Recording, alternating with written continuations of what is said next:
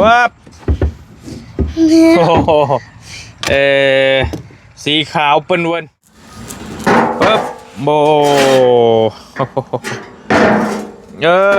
โอเคแซมมันจะโอ้ชักเสือพี่ลึกแท้ที่ดีแท้โอ้น้องพี่ก็ได้ตีเนี่ยพอเราข่าว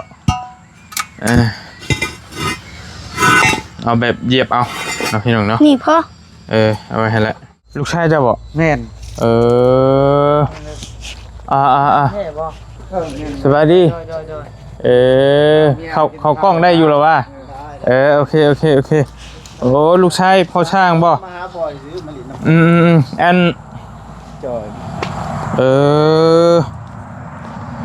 มาหาเขาโมยูนีมาแต่สวรรค์เดี๋ยวพ่อกันจะทนแล้ว10 บาทจีน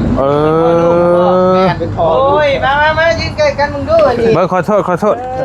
เบิ้งลูกคือบ่แท้ลูกแท้นี่บ่พ่อลูกแท้ลูกแท้ว่าจะว่ากลัวไอ้นั่นกลัวเห็นกายไปกายมาเลยครับเห็นพ่อเลยนั้นเพิ่นแต่ก็บ่มีเวลาไปหาพ่อมาอยู่เฮ็ดเวียกไก่ก็เลยมาหาโดยบ่เห็นกันฮอด10 ปีผู้บ่เอา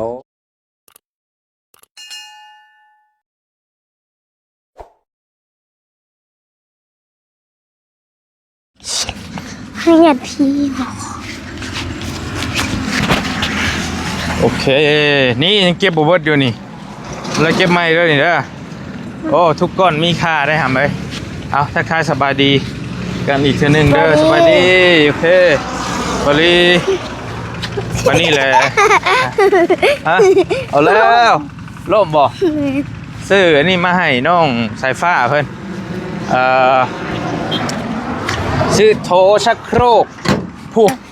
ไปปีนกินแปวปึ๊บเราไม่อยู่เอาวะเอาไปคมบ่เอาตัวน่ะเอาแต่ตัวอันเดียวนะโอ้นักแข่งอะไรคอยปีนขึ้นมาบังดูว้าโอ้โหสีขาวเปิ้นวนเอาแบบเหยียบเอาเด้อพี่น้องเด้อแบบนี้แหละอยู่เฮือนบริกะตายเดียวกันเฮือนบริก็ใส่ป้อเราที่เป็น10 ปีแล้วบ่จักกันยังบ่มีปัญหาหยังช่วยเฮาแน่ได้ป่ะอาจจะกระลงมาก่อนตั้งไว้กันแต่ว่าได้เตะเลยนี่คือเป็นปูนว่ะกับปูนให้เนาะหมอน้อยนี่เลยเอาลงมาก็ว่าเราไม่ยุ่งเอาสิบ่ก็ได้หันเอาล่อแดงมาไปเดินมาล่อแดงไปมักยูล่อนะซื้อโถชักโครกมาให้น้องเพิ่นพี่น้องเอ้ยสิให้พอเราติดตั้งเวลาเข่าอยากเข่าก็เข่าได้เลยได้เพราะว่ามันบ่มีปัญหาอย่างแล้วเอาโทรเทเขาก็เดินเรียบร้อยแล้วมีแต่อาจจะยังประตูแล้วบ่ทันติดแล้วก็เพราะว่าบางทีมันฉุกเฉินเจ็บท้องยังบ่ขึ้นอยากไปทุ่งให้ทุ่งหน้านะมันยันเหยียบงูเหยียบหยังแล้วคืองูมันนั่นก็อันตรายงูลายงูหยังก็ได้โอเคใส่ได้บ่เกือบใส่เลยจังไว้นะมิดกินอีกก็ใช้เกือบมาแล้วถอดอีกเลยแม่นจังไว้เด้ใช้เกือบนี่โอ้ยอันตรายได้หำไปจมลงมาปึ๊บโบโอเคแซมมันจะอะไรให้กันได้เดี๋ยวมันยุ่งมากป่ะดิ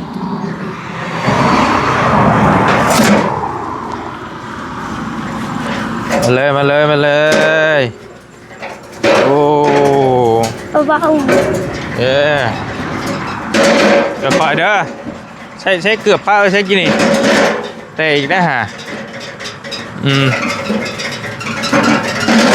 ค่อยใช้เกือบก่อนมันเป็นเชื่อแบคทีเรียได้หำไปแบคทีเรียพ่อกับพ่อเป็นลาวารีก็ได้ไปยู่ไปของน้ำจะพูดเลยให้พ่อช่างใส่ค่อยๆแล้วหอดคุมมันค่อยๆได้แตกได้ไปพี่รถไปทั้งรางพี่ก็ได้นี่ค่อยเด้อปึ๊บโ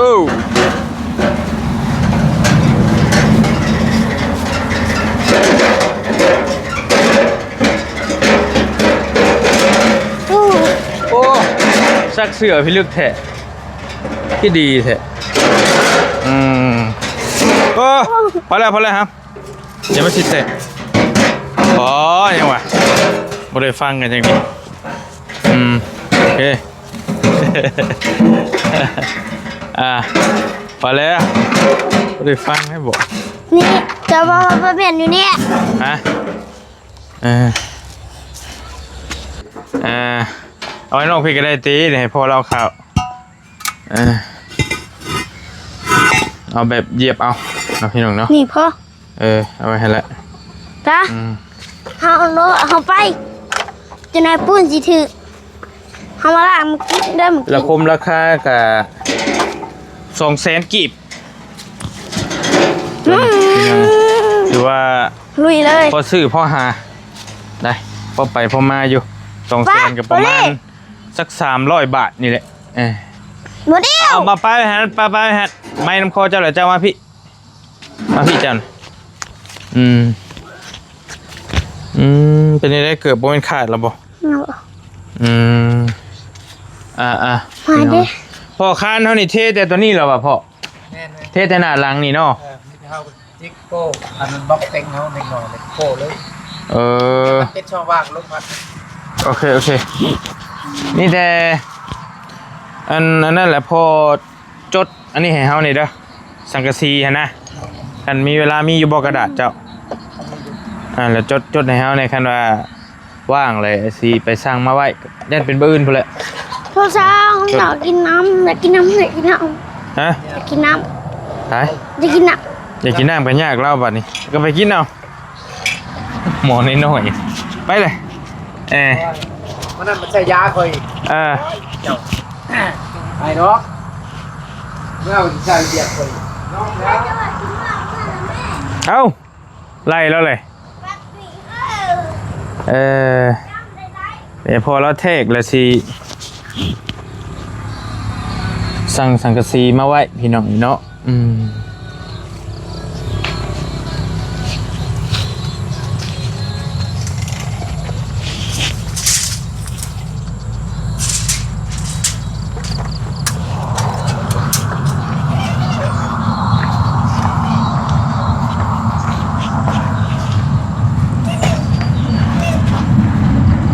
เผื่อมันเบิด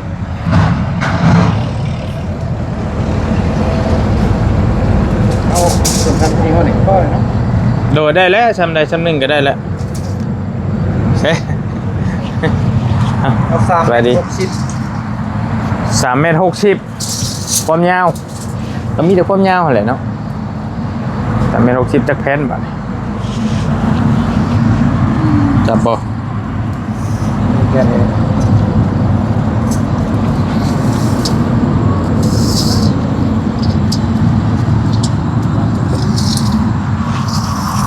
เป็นนี้แล้วเนาะโอเค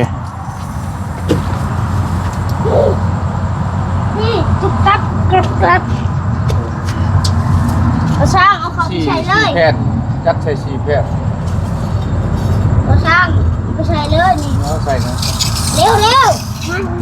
3.64 แผ่น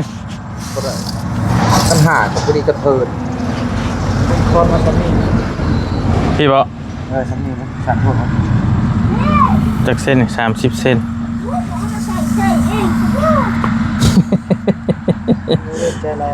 อยากถ่ายนะพ่อเดี๋ยวโอเคจะพาลูกละลื่นไป30 เซนกินไม่เดียวนึงก็อย่าได้เลื่อมกันกระเทิดดิปัญหาเพื่อนนอนกินนั่นแหละมันสิไปหาอะไรเลยโย่ใช่ลูกชายจะบอกแม่นสบายดีเขากล้องได้อยู่หรอวะโอเคโอ้ลูกชายพ่อช่างบ่อัน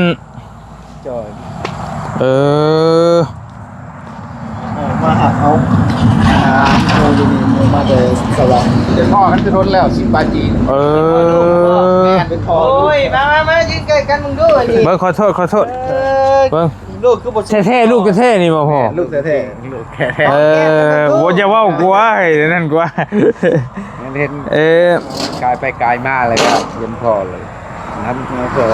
แต่ก็บ่มีเวลาไปหาพอมาอยู่เฮ็ดเวียกไก่ก็เลยมาหา โดย บ่เห็นกันฮอด10ปีผู้บ่ โอ้มันก็เว่ากับประมาณ3-4 ปีนี่แหละ บ่ได้เห็นเลย ผมเลิกกันกับแม่เจ้าเด้เลยกันก็เล่าก็มาเอาครอบครัวอยู่พี่เล่าก็ยาก มาสร้างครอบครัวอยู่นี่ก็เลย แต่ก็บ่ฮู้เลยว่าพ่อไปอยู่ไสบ่ โอ้โหโทรมีแต่โทรหากันก็บ่ได้มาหากัน อันเจ้ามีครอบครัวแล้วเนาะมีลูกแล้วบ่ มีเลย มีลูกจักคนฮะ 2 มี2คนแหละใครเถียงหน้านี่บ่เจ้านอนในทางเถียงหน้านี่บ่ เดี๋ยวอยู่พุ่นแล้วอยู่ในบ้านอยู่บ้านทางใต้บ้านเจรมองอยู่ใน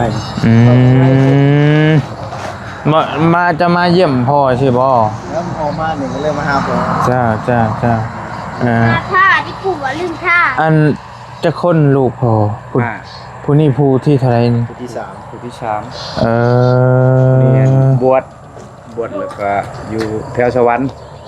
ก็เลย เพิ่นใหญ่มาแล้วครับอันสิเว้าก็ออกมาเข้าโรงเรียนสามัญ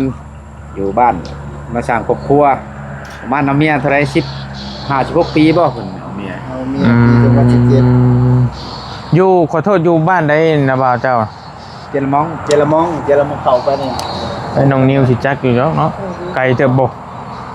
เข้าไปแล้วก็เหี่ยว กันบ่อยู่ในทุ่งนาแคมป์ เห็นแต่ป้ายนั้นบ่ลี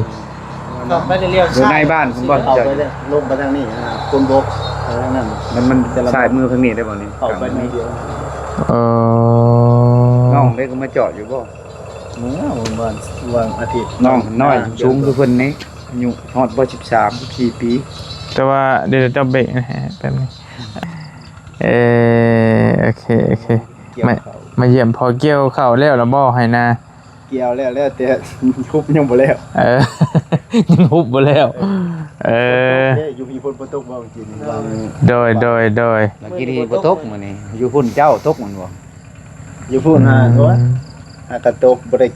มันฮอดเขา มันไป มันมืดอยู่แถว พี่น้องใหญ่แล้วบ่ลูกเจ้าซ้ำ ใหญ่แล้วเพิ่นก็ โอ้ยบ่ซ้ำนี่แหละ ปี2ปี 8 ปี9 ปีคือนึง ซ้ำสายฟ้าได้สายฟ้า9 ปีโอเคเห็นพ่อในคลิปอยู่บ่ เห็นอยู่มื้อหน้าได้ยินพ่อมันว่าลูกไปฮู้จักว่าพ่อมาเฮ็ดเวียกนี่ก็ย้อนคลิปเหมือนกัน เห็นในคลิปบ่ แม่นบ่ มีแต่โทรหา เราติดต่อกันอยู่เจ้า ผมรู้ว่ามาเฮ็ดเวียกอยู่นี่แต่บ่ฮู้ก่อน มื้ อนั้นเลยมามื้อก่อนมาจะมื้อลืมนะ มาจอบพอแน่ว่า ว้าวขอโทษน้ำนี่กันเป็นทางบ่าวนี่เป็นลูกทางเมียเก่าของพ่อแล้วพี่น้องไงเราป้ากันเลยไปได้เมียใหม่แต่ว่าเมียใหม่นี่บ่ได้ลูกน้ำกันแต่อยู่น้ำกันที่ซื้อเนาะอันผู้ลูกอันทั้ง4-5 คนนี่มันมีครอบครัวเบิดละบ่แต่ละคนลูกพวกเขา ยัง2คน ลูกสาวคนนึง ลูกสาว ลูกชายหลาน และน้องสาว พอดีแล้วว่าให้น้องนิ้วเนี่ยจะคน โสดอยู่ได้ ใหญ่แล้วว่าลูกชาว โอ้เป็นเฮ็ดเวียกใหญ่แล้ว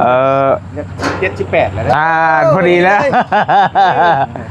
อย่าลืมพอเท่าแล้วเห็นว่าไม่ได้บัดนี้บอกว่าได้พอช้างว่าพอเท่าเด้อ ลุงจอยบ่แห้งแล้วตื่นแล้ว ครับ ลงมาแล้วพชิกาเว้าเนาะ ดองคือไรนะดองน่ะ จักละวะ รอเครื่องให้แล้วแน่แล้วก็ยังหน้าตาดีเนี่ยแต่ว่าเราคือสิบ่สูงคือพ่อปานใดเนาะจะคือทั้งแม่มาจากเนาะ จบมาแต่ อ้ายสูง สูงจำพอไปเฮียน โดย สูงคนนั้นมาหาเก็บทานน้ำนองเฮ็ดเวียกแถวนี้แหละบ้านครับ สูงกว่า น้องสาวก็สูงอยู่ โดย สูงจอย อันขอถามชื่อในชื่อในใด เต้น คำเส้น เต้นบ่อายุ เต้น อายุเท่าไรแหละปีนี้ เด็ดขั้ว หากจะ8 ปีอันครอบครัวกับพ่อนั่นอยู่ที่พ่ออยู่พ่อกินอยู่บ่โดยอันเจ้าไปอยู่เพื่อนเมียบ่หรือว่า ไปสู่เมีย ไปสู่เมียอืมก็ได้ลูก2คนเนาะช่องเทื่อมาเทื่อช่องนี่บ่เออ มาแหวกเร็วจังมาเป็นมาแต่สถานมาหามาดิก็เลยมา โดยประมาณ 4-5 ปีแล้วพอบ่ได้พ่อกัน กับพ่อแม่ไป4-5 ปีบางเลิกสงการกินนี่ก็มา เมื่อหาแม่อยู่พุ่นแต่ว่าแม่เฮายังอยู่เข้าแล้วแม่ มาพอแต่ว่ามีเวียกมีงานจะได้เมื่อหากัน บ่มีเวลาร่วมกันคือว่าหั่นแหละเฮาก็มีแต่เห็นหน้ากันเลยลูกเนี่ยลูกอยู่ดีมีแห้งทั้งพ่อกันมีแห้งไปทางมันนั่นแหละคือว่า ก็ยังใครทว่าใหญ่ไปแล้วเนาะดูแลตัวเองได้ไปแล้วท่านซะ ยากแต่นั้นผู้น้อยหันเพราะว่าเขายังบ่ฮู้จักหยังพุ่น ยังมีผู้น้อยๆอีก 10 ปลายปีแล้ว ปลายปีแล้ว 13นี่ แต่พอป้าก็เลิกกันไปแล้วซ้ำนี่ แม่แยกทางกันก็จักอายุจักปีก็แม่นเพื่อมันมี7-8 ปี7 ปี7 ปี ของมันก็ไปเฮ็ดเวียกน้ำพ่อไปนำดิติดรถติดรางไปนำอยู่ช่วงนึงของเขาเฮียนเด้จบม .4 ได้ไปประกาศระยะก็บ่มีผู้ส่งเสริมเพิ่นก็เพิ่นก็ยากแน่เราสิว่าแล้วอยู่นำแหน่ทุกอย่างก็มีเราหับภาระเบิด อันผู้ยังบ่ทันมีครอบครัวน่ะอยู่น้ำเมเดี๋ยวนี้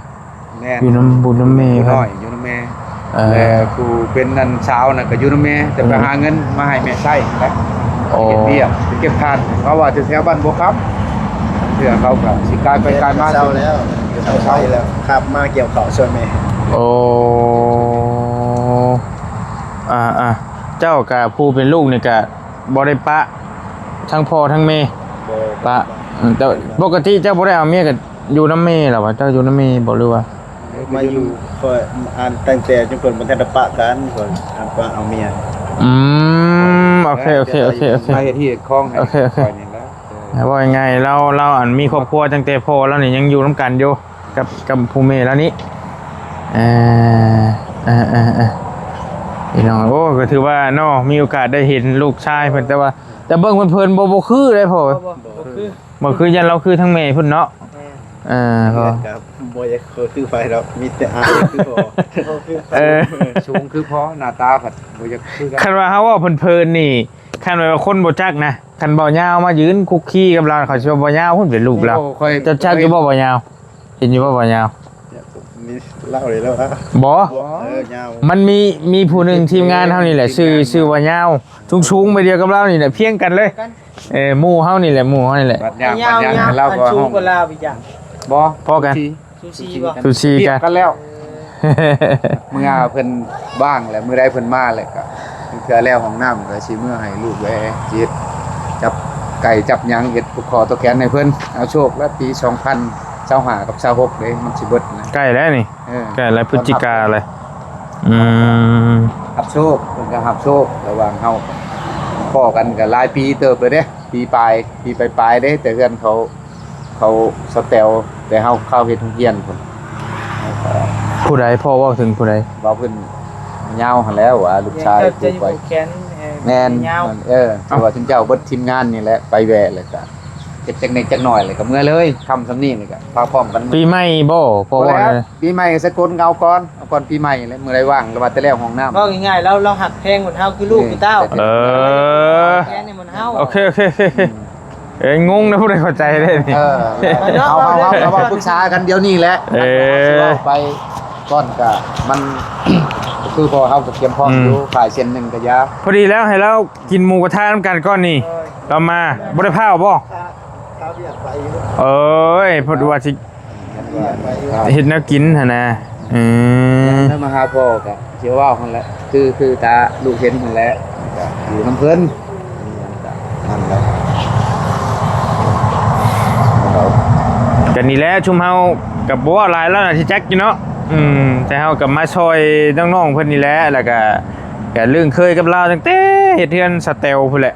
อยู่บ้านดงยางพุ่นแหละ โอ้โรงเรียน เคยใช้แล้วเคยหาแล้วหั่นแหละว่าซั่นซะแล้วก็จ้างเรามาเฮ็ดนี้เฮ็ดหลังคาไปเฮ็ดห้องน้ำต่อหม่องพักหม่องอยู่หม่องนอนแล้วก็อยู่นี่แหละนอนอยู่นี่เลยมันเฮ็ดจังได๋ ยังเอาพยาวมุ่งรู้ก็ โดย ถ้าขึ้นไป โดย มาหาขึ้น มัน ขึ้นตกไป เพราะว่าคันว่าเพิ่นบ่ยากว่าบ่มีไปเฮ็ดงานทำก็จังได๋มาช่วยพอว่าก็สิอันนั้นน่ะโทร ควรเพิ่นนะอย่างเอาเพิ่นพอได้มาช่วยกัน ยากเลยก็ยาดอกลูกเฮาก็ได้ก็พอได้ไปใช้จ่ายในครอบครัวหันแล้วก็แม่นคันว่า ไกล ลูกตัวเองเด้แล้วก็คนแถวนี้เนาะก็ง่ายอยู่ เฮาสิไปเอาอยู่พุ่นมาอยู่มานอนคือสร้างทุกข์ก็เราก็ยากลูกน้อยๆของผู้หญิงสั่งกันดีภาพไว้ผัดยันเราเช้าวันอาทิตย์ก็อยู่ออกมาลูกผู้เดียว เจ้านี่บ่ได้บ่เจ้าไปเลย แม่เราก็เลิกกับพ่อแล้วก็อยู่น้ำพ่อนะผู้หญิงไปต้นเราอยู่เป็นเที่ยวไปเที่ยวมาก็ปล่อยเขาเบิ่งวิถีชีวิตคนสู่ชนนำกันอะไรก็เบิ่งกันพยายามถามละปันเขามื้อนี้ว่าผู้นี้แหละคันว่าเพิ่นมาช่วงกอถ้าเพิ่นสิมาช่วยก็มันบ่หลายก็พอเฮ็ดเองนี่แหละก็บ่ได้ยากมากมาย คุยกันเบิ่งเนาะ เพราะว่ายันหมู่เว้าไปเฮ็ดงานหันอยู่นี่เพิ่นไปชวนแต่จริงข่อยก็ให้เฮ็ดเวียกครอบครัวให้มันแล้วไปเบิดก่อนมันจังบ่มีทางฟ้องข่อยมันแล้วเบิดแล้วบ่มีวันคนิ่งแล้ว โดย อยู่ไสก็ได้ เอาจะปล่อยวางได้นี่นั่นแท้นี่ว้าวแล้วก็กับอยู่ผู้เดียวลุงเสือจะได้รถได้ล่างไปซื้อผู้อยู่คงกินโทรหากันเจ้าค่ากันว่าเดี๋ยวนี้เพิ่นเที่ยวมาที่ก็สบายดอกบัดนี้ มีรถเนาะอันนั้นอันนี้ก็เราฝากเป็นชื่อ เสาน้ำว่าอยู่นำบ่เฒ่ามีแต่เพิ่นเบิดแรงง่ายก็ดี หลายคนสวยกันไม่มีคนเดียว โอเคขี่รถจักรบ่ให้บอกรถจักรจะบ่เราขี่รถจักรมาเจละม่องนี่คือว่าเห็นลักเห็นเขาเจ้าบอกป้ายมันคือว่าหาลักบ่เห็นจากในป้ายนี่นะแต่บ่เคยเข้า ทหารมันมีสุขศาลาได้บัดทหารบ้านคนมาเขียนไปตะคามมันนี่ มีสองแยกเคยไปเฮือนบ่เฒ่าเพิ่นอยู่เพิ่นบ่ทำนี่ไปมันมีสองแยก ไปบ้านอยู่คนเขียนนี่บ่เฒ่า คือสิแม่นพ่นนกเคียนบ่ครับ ใช่ไป พ่นนกเคียนบ่บ้านบ่ตู้เจ้าน่ะฮะพ่นนกเคียนแม่นแล้วเฮาเลี้ยวซ้ายไป กันว่าบ่ย่างบ่ชาติไปแวะเพิ่นก็แล้วแต่เจ้ากันมันจะไปก็บ่ว่ากัน บ่เป็นหยังคันว่ามีโอกาสไปก็ บ่ว่ากัน ไปแวะเยี่ยมกันนะแต่ว่ายังบ่เคยเข้าจักเทื่อดอกเฮาก็ทางน่ะเจละมองบ่เคยไปจักเทื่อได้ยินเห็นแต่เขาเจ้าเว้าเจละมองนี่ชื่อบ้านบ่รู้ว่าชื่อหยัง ซื้อบ้าน ชื่อบ้านเจละมองบ่ แม่น โอ้เพราะว่าเห็นป้ายรู้สึกว่าเป็น ครอบครัวก็ทีๆก็ได้ขยายออกมามันก็สิที่คือเก่าแหละมันเป็นเพื่อนดินหลายเพิ่นบ่เป็นเพื่อนใหม่ยังว่าเฮาใหญ่มันหลอกแต่แคมห้วยนะ สมัยตั้งแต่บวชยังเป็นตัวน้อยย่างแล้วนึงบ้านปงดงควงเจนมองโอ้น้อยๆนี่เป็นคนนี้ ค่อยบวชหั่นก็ค่อยสิเว้าความจริงเด้มันเรียนหนังสือหลายทางเรียนหนังสือฝ่ายโลกในฝ่ายธรรมนี่มันโตบ่ได้ต้องทำมีแต่หนังสือใบลาน ได้แล้วมีแต่ให้ทั้งพ่อกับลูกเราคุยกันเป็นส่วนตัวเพิ่นแล้วเฮามาพี่เฮามาเบิ่งในอยู่นักกินนะพี่เฮามาแล้วให้เราคุยกันเด้อขอบใจให้เราคุยกันเด้อนะบ่าวเพิ่นคุยกันซะถามไทยแล้วหน่อยนึงเราบดได้ มันยังต้มยังนี่ ต้มน้ำมันดิ เฮ้ย หมดแล้ว น้ำซุปบ่ แม่น ว่าสิบกไปแล้วนี่ ดื่มน้ำไหม ลงเลย น้ำไหม โดยได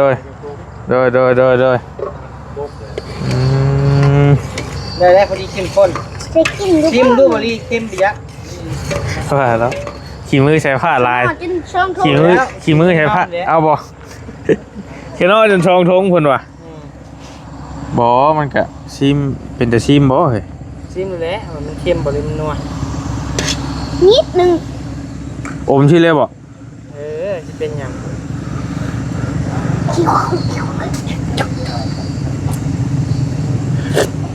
อืม เข้มข้น ได้เรื่อง ปรุงแล้วสั่ง ใส่ให้อย่าว่าใส่ซะหาน้องนิ้วเพิ่นซื้อหมูกระทะมากิน นี่ป้าไม่ได้ตั้งใจ น้ำกันพี่น้องเอ้ยกระทะเจะซื้อมาบ่ ชื่อแล้ว ยืดรถ ไป แล้ว ไปเอาชิ้นไป ไปเอาน้ำกันไปมาพี่เล่นถือเพื่อนโอเคฮึบจับก็ได้มาจับบอสเอารถเจ้าดิไปบูไปยังไปนำกัน